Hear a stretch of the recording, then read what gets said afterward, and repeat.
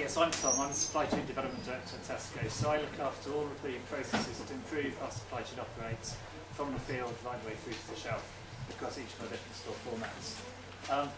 What I'm going to talk about particularly today is around sort of internal consulting and operations research. We kind of combine the two because, I mean, for us, understanding the problems one thing, but it's also combined with a more consulting skills of saying, you know, what is the problem?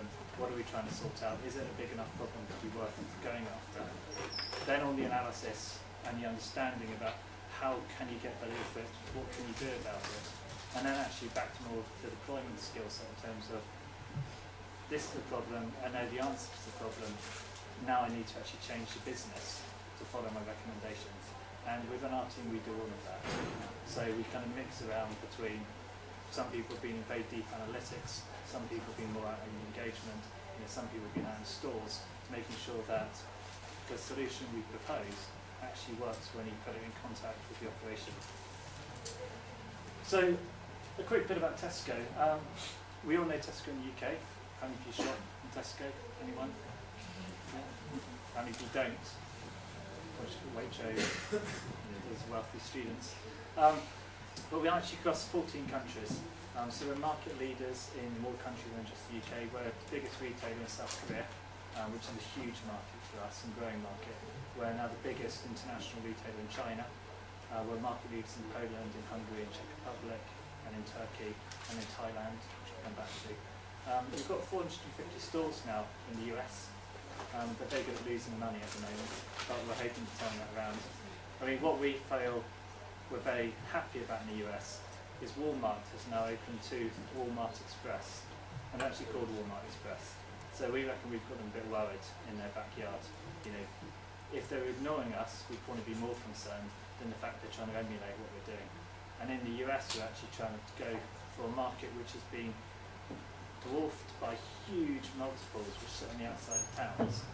And you know, Walmart's big multiples have actually been declining sales for the last probably 8 or 9 quarters. And we're going and building sort of more British style, I guess, convenience stores, fresh fruit and veg, you know, putting them more into neighbourhoods so you don't have to drive 4 or 5 miles. And in California it's starting to work out quite well. So you've got 450 stores down there as well. I've got some charts about sales. We still do get about 3/4 of our sales from the UK, which is that bit there. But increasingly our growth is coming from Europe and increasingly it's coming from Asia. You know, we're investing very heavily in China. And in China we're not just a retailer like you see us here. If you see our stores in China, we're talking about, you know, 1 million square foot of retail space, which will hold, you know, 100,000 square foot big superstore, but also 900,000 square foot where we've got malls, we've got other people coming in. There's not enough property investment in retail in China, there's not enough money flowing in. We're very fortunate, we're able to mortgage our UK stores, and pretty much if we mortgage a UK superstore, with the money we make from that mortgaging, from basically getting a bit more debt in it, we can open 1 million square foot. That's going from about 60,000 to 70,000 square foot in the UK, opening 1 million square foot in China. And there's huge appetite for it. So we're still a very ambitious company and we're all about growth. And actually growth is where, you know, the OR, the improvement comes from. So every year in the UK we deliver over £500 million of cost savings for efficiency. So, you know, our efficiency programme, it's the biggest efficiency programme of any company in the world. So £500 million of savings come out of the UK operation every single year. And that's despite opening more stores, having more range, serving more customers. And the way we do it is very simple. I mean, there's what we try and do, which is over here. You know, as a business, we set up our very simple principles. If you go into a supermarket, you know it's good. If the aisles are clear, if the prices are good, if you can get what you want, if you don't have the queue, and if you need to talk to the staff, they're good. Now, we don't always get those right. But as a retailer, we're very focused. If we can get 5 things right, we're going to be a good retailer. And when you think about going around the shop, if the shop can do those 5 things right, they're going to be good. So for us, they be very, very focused on what's important for our business. And then the other side is actually the way we work. And these are our company values. You know, we don't have a mission statement. You know, this is our mission statement, if you like, which I think is more helpful. You know, we talk about getting things consistently, being able to deliver the operation consistently every day. I need to look at the crib sheet. You're getting it right first time, making jobs easier to do. People need to know how vital their jobs are, and we always save time and money. And actually, when you look at those principles, I think they're the principles of OR. A consistent process which you can get right first time. People knowing how important their jobs are, if it's a good process, if it's been well worked out, if people have the right information, they know their job's important and they do a better job. And always looking to save time and money, it's all about eliminating waste, which is a real principle behind what we're doing. So we're an organisation who are set up to embrace change, and we have to change in order to live. Unless we can free up this £500 million a year, we're not going to have the money to grow the international business, which we're growing at the moment. So in terms of the Tesco's measure, manage and improve, does anyone know how Tesco's measures whether or not we're achieving an IDQ? Any ideas? Any thoughts? I think I'm saying. You? 9 times most of what we've done? No? So we actually have we've got infrared cameras in the ceiling of our stores, and they measure the queue length, so we're measuring blobs. So when you're on the Tesco, multi-skilled staff to the front desk and the card holders to the checkout, that's because the checkout manager's got an alert from the infrared camera that we're breaking a rule of no more than one customer in front. And if a store has more than one customer in front, so if the queue's more than 2 deep, and we haven't opened all the tills, then that manager, that scores against them on their weekly performance review on the I don't queue measure. So the pressure of, if the queues are poor, we open more tills. Once the manager's opened up all of the main bank tills, there's not really much more they can do, so they don't get scored badly on that one. But we do collect the data which tells us we might need to open a few more self-service tills, because with self-service tills you can get 8 tills in the same space that you can get 2 main banks, so you can actually increase throughput. Albeit, I think customers are coming round to self-service tills, but it's been a bit of a journey. But we're very, very methodical about measuring each part of the shopping trip. And next time you're in Tesco, have a look at the ceiling, and you'll see the little black pods above the queues which are measuring you. So in terms of stuff in supply chain, to talk about a few kind of projects that we do. A big one this year, which Mike and Annika, who've been here today, have been working on, is improving promotions. The market's gone promotions bonkers this year. There's about 27% more products on promotion in a typical store now than there were this time last year. If it's a big superstore, they might be starting 2,500 new promotions every single week. Promotions has become a reality. We managed to automate it. We've used a lot of data to understand exactly how different products will sell and promote in different stores, automate the whole ordering and the replenishment of that process. We've shut 30% of our gaps of promotions, so they're in stock for longer. We've taken huge amounts of labour cost out, around £2.5 million of labour cost, because before our stores had to review the promotional forecasts and change their orders. They haven't got to do that anymore. We've reduced excess stock holding stores by about 15 or 16 million. We've taken £4.5 million out of our waste bill from over-ordering fresh food. So huge benefits from a team of sort of 4 or 5 people. We work very quickly, we work on problems, and we work on problems which actually have a bit of a meaning, because the reason why we were working last year is we knew promotions were going to be a big deal this year for the market. On our depots, we've done a lot of work around things like economic order quantities, which you'll probably study at some point if you haven't already. And through that, we've taken about £50 million of extra stock holding out of our depots, which frees up working capital, which is important. We've got one around reductions that we've just done. I'll try another pop quiz. Anyone got any idea at all how many yellow tickets? There's yellow reduced to clear tickets. How many of them Tesco sticks on products every year? 10 million? Big number. 100 million? 200 million? You're a great audience. You've got a response. 400? Less would be better, surely. Sorry? Wouldn't less be better? It would be. The problem is we shift about 38 million cases of food every week.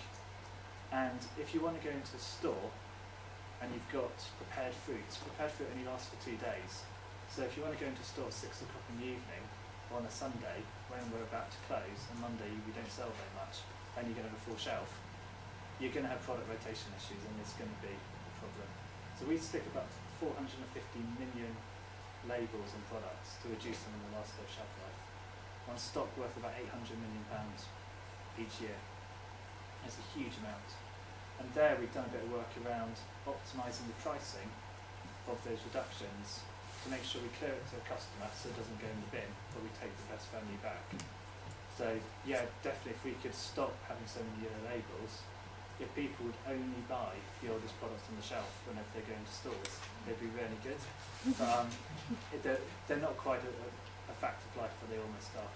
And I mean, there we've saved, well, it's driven about £25 million more profit. But we're only touching the surface, because actually, if we took 1p back on every yellow ticket, we'd drive £4.5 million more profit. And we've got 800 million, the stock's worth 800 million quid that we're sticking on. So, you know, this is a project which next year is going to deliver at least another 25 or 30 million. We haven't quite got the price elasticities right. And then the final one which I'm going to talk through in a bit more detail is weather. So how weather affects what people buy. It's something which the papers like to talk about, so we've had a lot of coverage from it. The thing, you know, particularly in the UK, everyone kind of relates to the fact weather's a bit changeable. In the international press, it's amusing that the English care about weather. But it's quite a long story on it, which is worth actually going through, because I mean, for all of our work, we start with the customer. So a lot of operational measures, you know, you worry about your stock on hand. You know, people talk about customer service level, but really they're talking about percentage of products in stock and stuff like that. We start with the customer more directly, so we interview 1,500 customers in our stores every single month, and that is the key measure for operations. So we ask them how satisfied were they with the level of stock in store, could they get what they want. So we measure how well we're doing operationally based on customer satisfaction in the foyers of the shop, not based on the number of gaps we've got. If you go off the number of gaps alone, you'll probably go for where you get the biggest bang for the buck in terms of shutting gaps, but it may not be gaps that customers care about.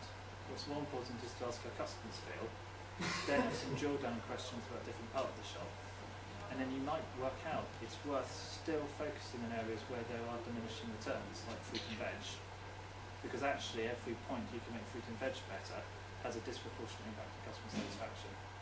So, I mean, for us it's interesting, we do OR, we worry about our operational measures, but it's led by the customer much more. So very understanding the customer, then using data to actually understand how changes in weather change what people buy. Having a good system where you can take that insight and you can now apply it on a daily basis, and then going on to how we improve the shopping trip. So in terms of how weather's important, I mean, you quite often get a 10-degree change in temperature from one weekend to another. We'll sell 300% more barbecue meat, you know, we'll sell 45% more lettuce, 50% more coleslaw, we'll sell fewer Brussels sprouts.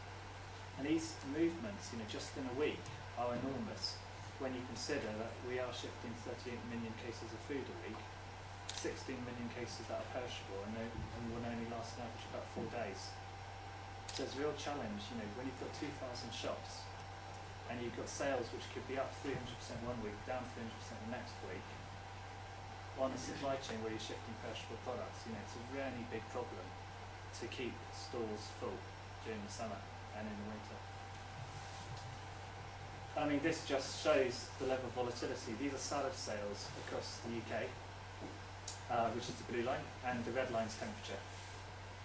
So, you know, salad sales are very hard to predict because there's more happening here than just temperature. There's a huge day of week effect. You can see there's a heartbeat the whole way through. There's things like Easter and other events where you get big swings in trade. There's promotions where you see big uplifts, and depending on the type of promotion, the depth of the discount, the amount of additional space, and what other products are on promotion, that will change what it sells, which is the work Mike and Annika are doing. You've got school and holidays. So in August, actually, response and demand actually dampens as people leave the country, or with kids at home, people's shopping patterns tend to stabilise a bit more, it's a bit less impulsive. So if you take up day of week effect, you can start to see there is a relationship between temperature and salad sales. Interestingly, when it's cold, so temperature below 10 degrees, not much of a relationship. You sell pretty constant amount of salad when it's cold. If it's 5 degrees, if it's 10 degrees, not going to drive change in salad sales. It starts to get hotter, and you start seeing some real patterns. Patterns that are amplified when it gets hot on the weekend. But even if we zoom in to May and June, you've got 2 weeks with almost the same temperature, but on the first weekend almost a 15% kick extra. And so this is where it gets quite interesting. So things like that, it's much more about behavioural sciences. When you hit May, that first weekend when it's going to be 8 hours of sunshine and 26 degrees, what does everyone do? You all go out, you barbecue, you picnic, and that first hot weekend, we see a huge lift. You get a similar weekend the following weekend or the weekend afterwards, and everyone's got that first barbecue out of their system, and you don't see as much uplift in barbecues. Sometimes it's a really hot day in May, and you can almost just smell the barbecue fuel wherever you walk. For us, we try and predict those, because behaviourally we know it makes a big difference, and for this it was a 15% difference in our salad sales. Which goes on to why it was a worthwhile problem to go into, because it's not simple. This is always a good one. So customers in Scotland rarely do shop differently from customers in the south. This chart is average summer temperatures. So average summer temperatures in Scotland, 14, 15 degrees, versus London, which is right up to 21 degrees. So if it's a 21 degree day in August in London, it's average. But in Scotland it generally is a heat wave, and you see much more response. So if it's an 18 degree day, people go and barbecue in Scotland, but in the southeast they won't. So we have to understand, understand how the country behaves, these kind of factors. Customers buy different products in hot and cold weather. It's obvious. We're seeing a big increase in soup sales at the moment. Customers in city centres shop very differently from customers out of town. So, when it's hot midweek, you see a huge increase in things like single-serve drinks and sandwiches as people take their lunch outside, if you're a city centre store. If it's hot at the weekend in an out-of-town store, you're going to see much more barbecue products and more about people shopping, going topping up in the main shops. Which is back to a bit about the difference between weekends and weekdays. So the problem's quite complex. What we did as a team, and this is back to where the OR stuff comes in.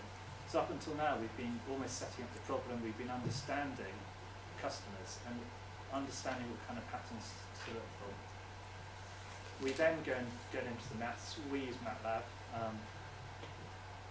We could use any other thing. Like MATLAB, typically we have more engineers than mathematicians, or with some engineers, probably more mathematicians, but we use MATLAB anyway. Do you guys know MATLAB? It's also because we're in Hertford, so we're quite close to Cambridge, and MATLAB's up in Cambridge, so they're easy to talk to. So, we run big multivariate regressions. Because of the number of store product combinations that we have, we've got about 80 million store product combinations. A fresh food range, a big store might have 800 different products just in fruit and veg alone, up to 5,000 products across fresh food.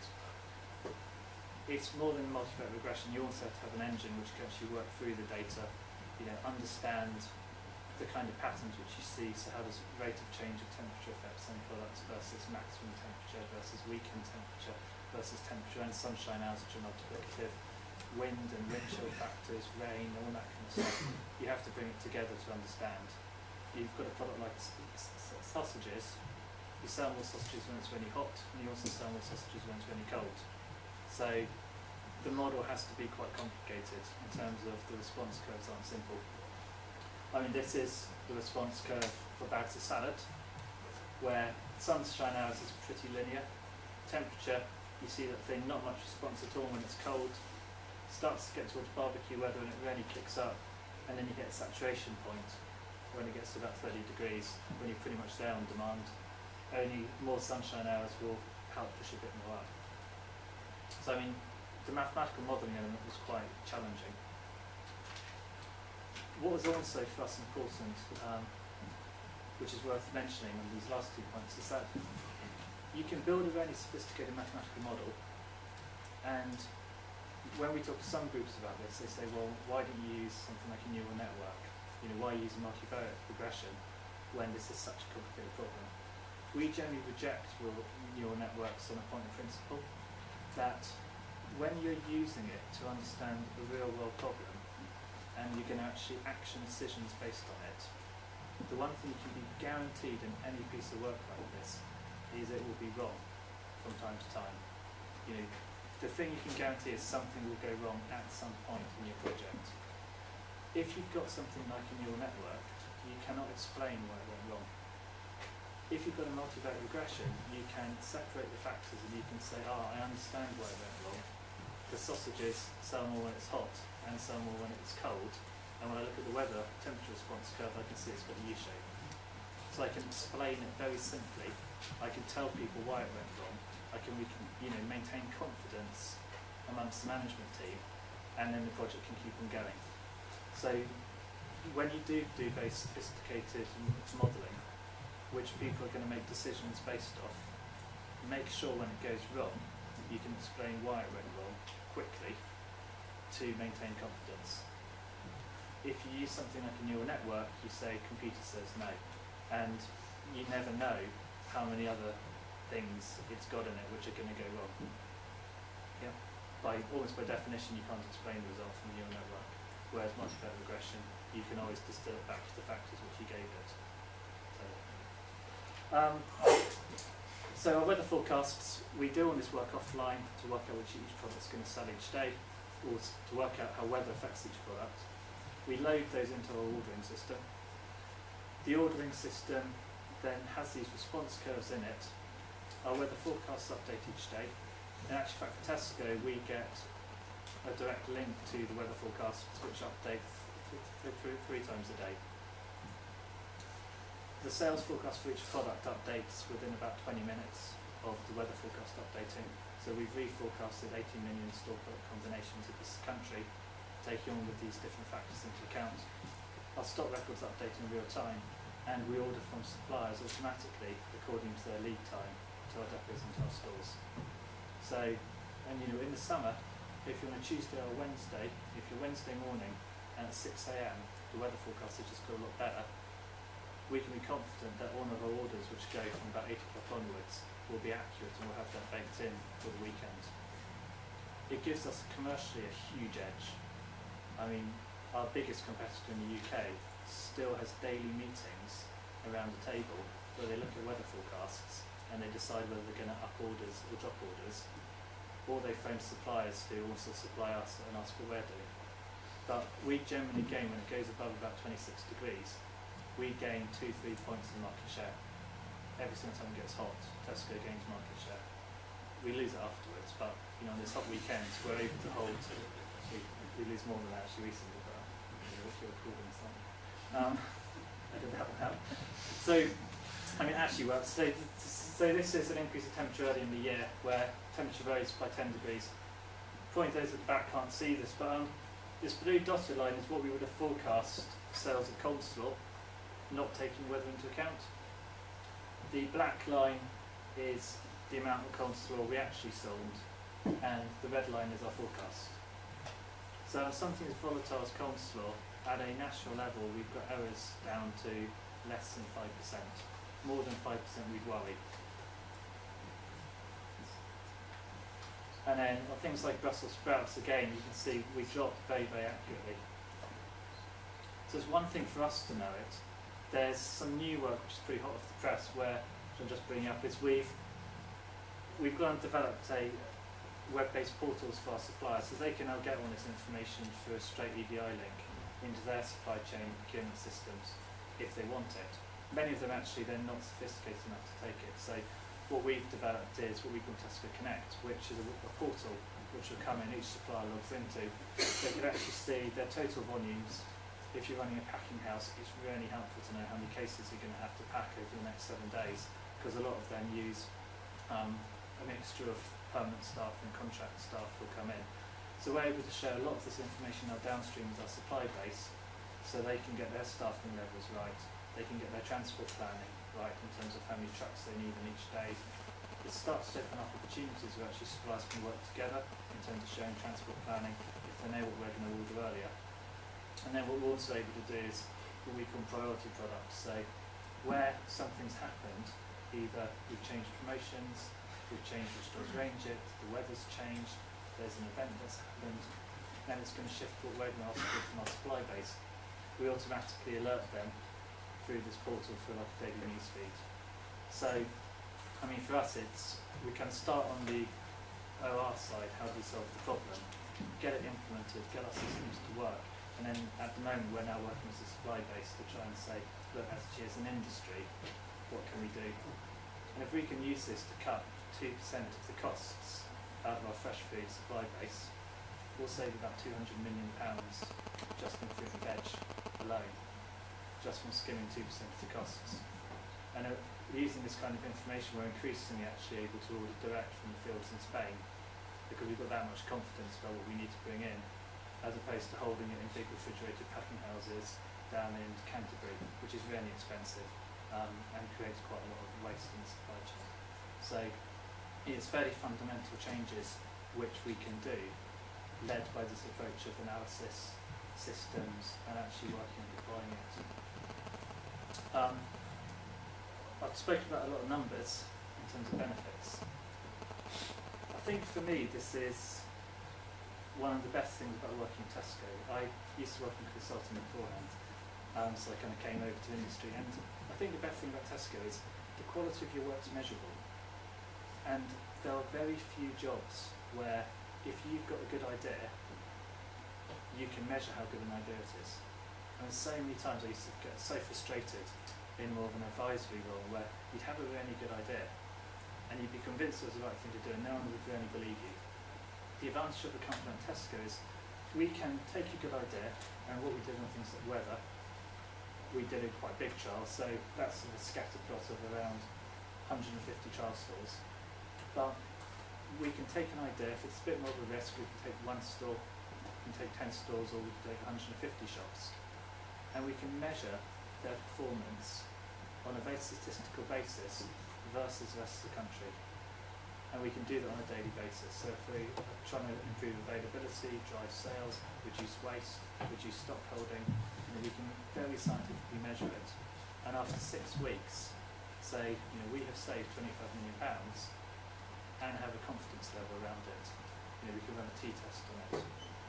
And so it's this ability to take a handful of shops, dramatically change how they operate, measure it, actually say that was a good idea, it did work, and then roll it out nationally, allows us to do change very, very quickly.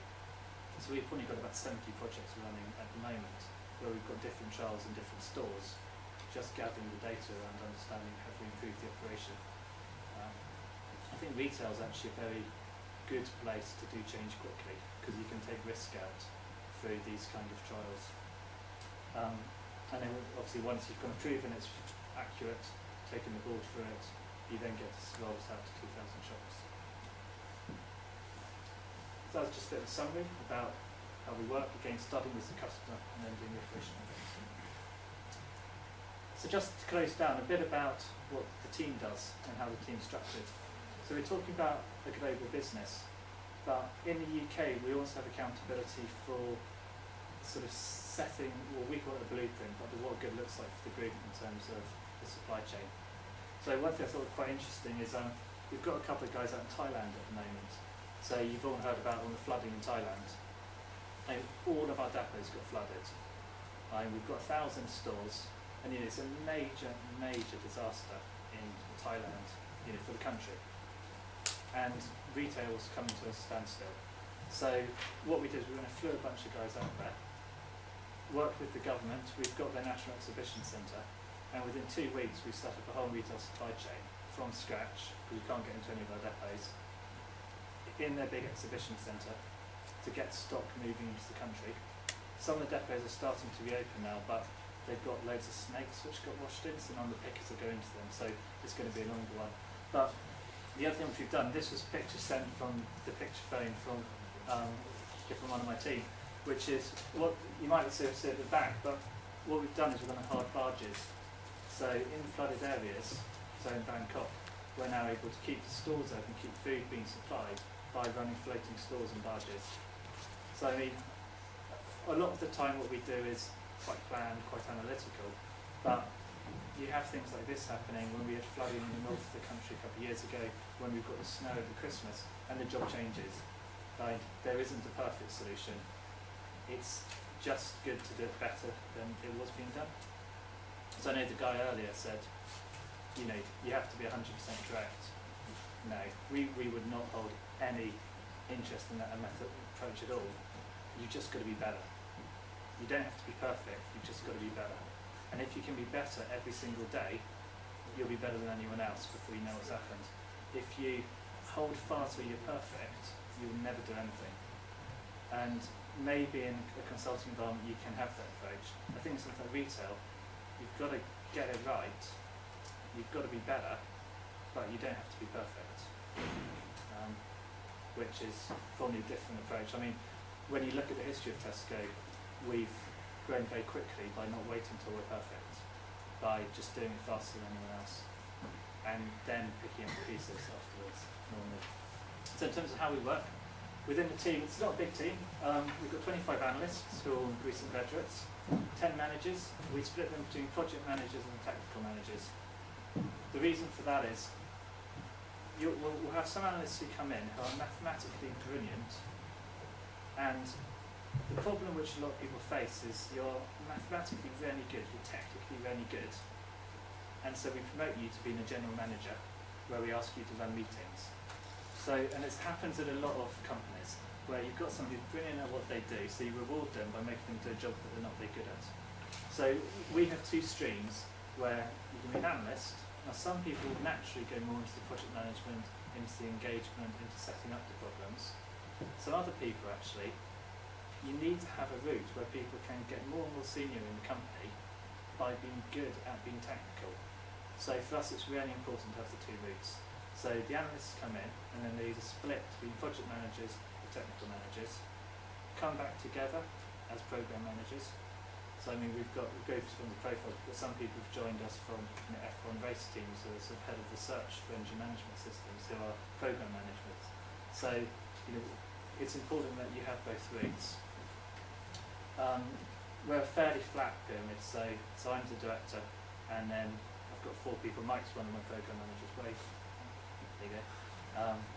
So Annika's project manager, and then we've got analysts who aren't here. They're working in the office.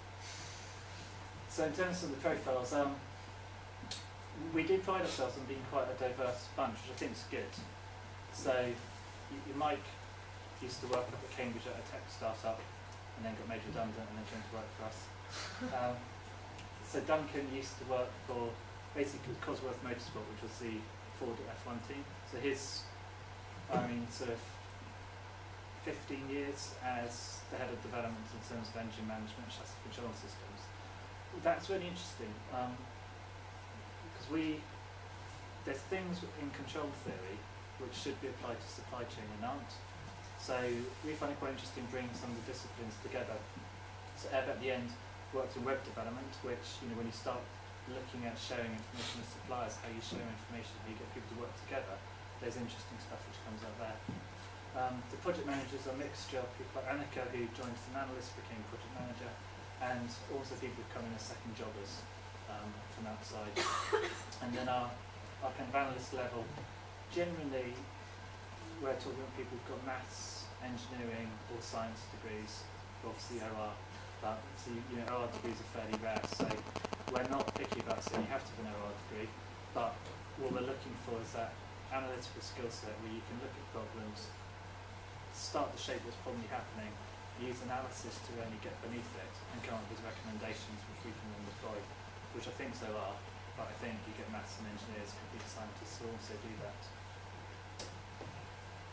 We've got 2 routes in, got probably more than that, but there's 2 main routes. The one thing which we think, I don't know what you guys think, is that a grad scheme's not for everybody. So we offer you a choice. Now, if you imagine if you're going to work for consultancy, consultancies don't run graduate schemes. you join direct, you go into project teams and you deliver work. And we offer that as a direct entry route, where you come into my team and you work. Some people, you want to look around a bit more, you want to get broader experience, you're not that sure exactly where you're going to go, in which case a graduate scheme's a good thing to do. And we run the graduate scheme as well. So what we do on the graduate scheme is you have to apply in waves. We start September, October. If there are a few people querying around my master's degree ends in September, ends in October, that's fine, we're not that pernickety. So, but broadly speaking, you can start in September, October time, or a bit later if you're finishing up a dissertation. It's an 18-month scheme. The first 3 months will be with the internal consulting team. And the average age of the department is below 30, so it's a good place to start off. You get a lot of the training, a lot of the induction for 3 months. Then we ship you off to a supplier, so P&G or Unilever, and you work with them for 3 months. So you start to understand what the retail industry looks like from a supplier's perspective. We then go and work with the commercial team, with buyers, and you understand the other side of the coin. Then spend 3 months doing store operations, working for a store director, so you understand how it all comes together in the shop. And then at the end of it, you have a 6-month strategic project where we'd hope you've seen a problem between suppliers, buyers, stores, and then it's up to you to really define that problem and demonstrate to us that within 6 months you can fix it. If you can fix it, then we'll hire you as a project manager after 18 months. If you need a bit more time, then you'll come in as an analyst, but with 18 months experience. And it typically takes 2 years to go from being an analyst to a project manager. So I think that's a reasonable deal. Or you come in at direct entry, in which case you come into a team, you're doing a job, and then you've got the chance, within 12 months, you could have actually delivered quite a lot already. So if you're the type of person who says, actually what I want to do is come into a job, I want to deliver quickly, I want to move on fast, I'd probably recommend coming direct. Albeit you're not going to have as broad a base. If you're actually saying, I'm not too sure, and I like to get a bit of broader experience before I make a final call, then I think a graduate scheme is probably a better thing to do. But we recognise not everyone's the same, which is why we offer a choice. Either way, you can find out more on this website, tescocareers.com consulting, internal consulting. If you've got any questions, email consulting.careers@uk.tesco.com. Applications by CV or cover letter. Mention this day, because then you'll get filtered more quickly in it. We do internships, but they're very competitive.